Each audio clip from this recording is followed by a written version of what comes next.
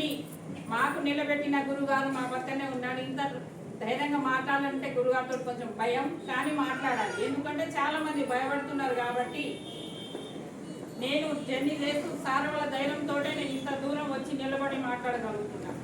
Wastage లేకపోతే మాకు జీవితమే లేదు సార్. ఎందుకంటే చిన్న చిన్న చదువులు 5వ తరగతి 2వ తరగతి వాళ్ళకి ఎవరైనా జాబ్ ఇస్తారా?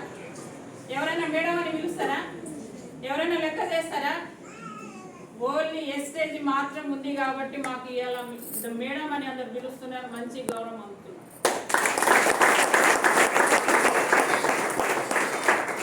ఎంత బాగుంది. అంత పెద్ద సార్ మాకు మేడం అని పిలుస్తారా? బయట ₹1,00,000 50,000 జీతం వచ్చినోడు గేట్ దగ్గర కూడా రాని. నేను జాబ్ చేస్తున్నా, నీకు జాబ్ లేదమ్మా బయటికి పో అంటారు.